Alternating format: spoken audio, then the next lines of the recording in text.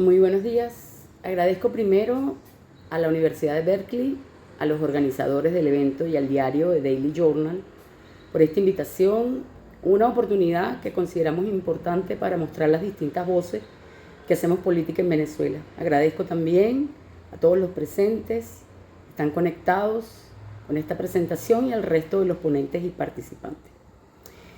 Fíjense, hablar hoy de Venezuela después del 3 de enero de 2026 no es un ejercicio descriptivo, es un acto de definición, porque lo que está en juego no es un gobierno, es la forma misma del poder. Es importante comenzar con una precisión fundamental. Venezuela en su diseño normativo es una república constitucional democrática, refrendada mayoritariamente en elecciones libres, universales, directas y secretas en 1999. Ese es el modelo consagrado y ese es el pacto originario. Lo que hoy está en disputa no es su definición formal, sino su vigencia real, pues no estamos ante una transición, no estamos ante una alternancia, estamos ante una mutación del Estado. Como hemos sostenido desde el 2018, la Constitución dejó de ser límite del poder para convertirse en un instrumento de su administración.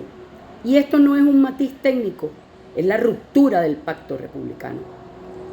Porque cuando la ley deja de contener al poder y pasa a ser moldeada por él, la república deja de existir como principio, aunque sobreviva como apariencia. Después del 3 de enero, Venezuela no inicia una restitución constitucional.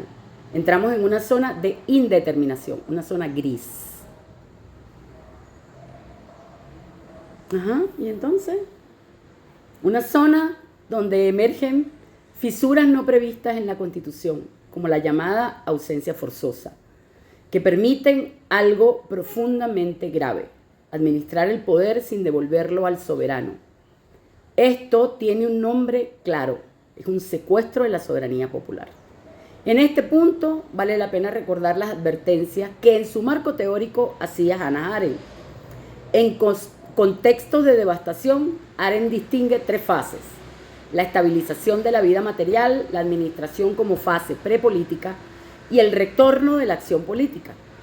Pero advierte un riesgo central: cuando la técnica se divorcia de la responsabilidad moral y se prolonga indefinidamente, emerge la burocracia eterna y la banalidad del mal.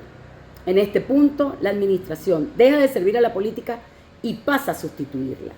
Y lo que emerge no es neutral, es una forma de administración técnica de agregados humanos tratados como poblaciones a ser gestionadas, asistidas o reprimidas según la lógica del control. Por eso, el punto central debe decirse sin ambigüedades: no estamos frente a una transición, sino frente a una transacción de poder que suspende una vez más y de forma selectiva el Estado de Derecho.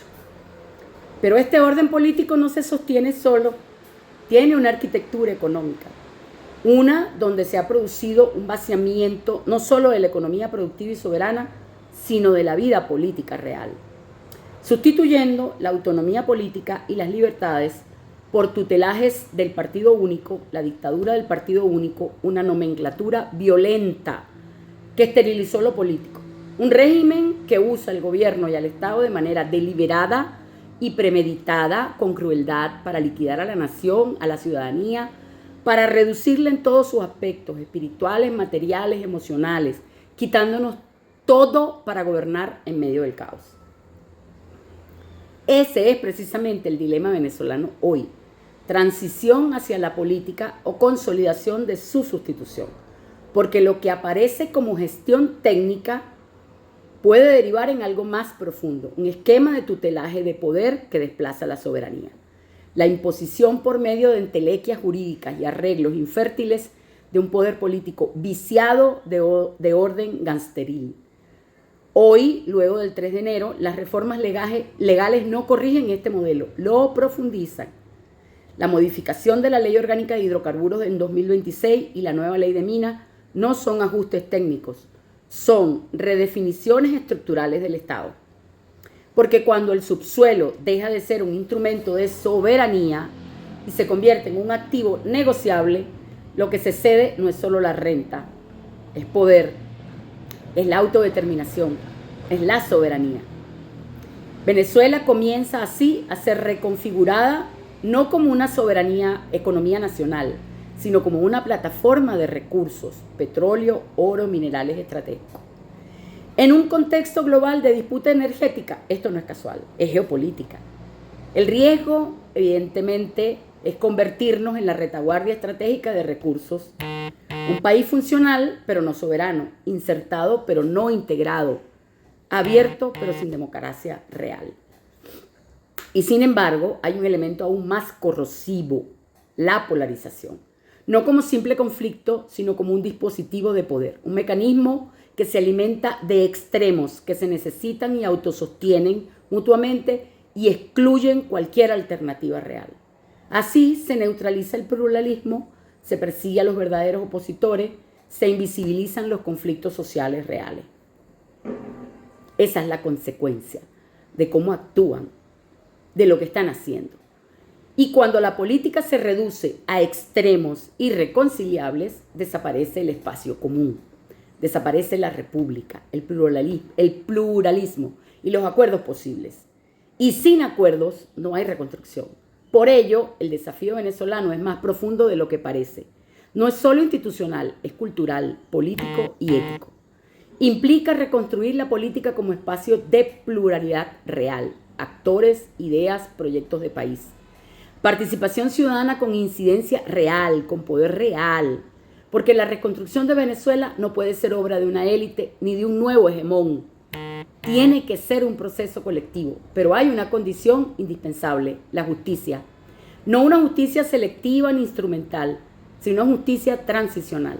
Verdad, reconocimiento, resarcimiento y garantías de no repetición. Y también la recuperación de los recursos saqueados como base material de la reconstrucción, porque sin justicia no hay confianza y sin confianza no habrá república ni habrá negocios. El 3 de enero no es un punto de llegada, es un punto de fractura, un punto de inflexión. Hoy Venezuela no es una democracia en reconstrucción, es un territorio en disputa, un laboratorio de poder donde se ensaya un régimen híbrido, autoritario y adaptativo, donde la estabilidad se negocia y la legitimidad sigue ausente. La pregunta no es solo qué va a pasar en Venezuela, la pregunta es más exigente. ¿Seremos capaces de reconstruir la república, los venezolanos, en un gran acuerdo nacional? Y esa respuesta no está solo en el poder, está en la sociedad, en nuestra capacidad de romper la polarización instalada, en nuestra decisión de romper con los dos extremos que son igual de perniciosos, que se autosostienen mutuamente para estancar y destruir al país, en nuestra capacidad de recuperar y exigir el cumplimiento de la Constitución y construir desde la pluralidad y la justicia un nuevo pacto democrático. Muchas gracias y buenos días. Saludos.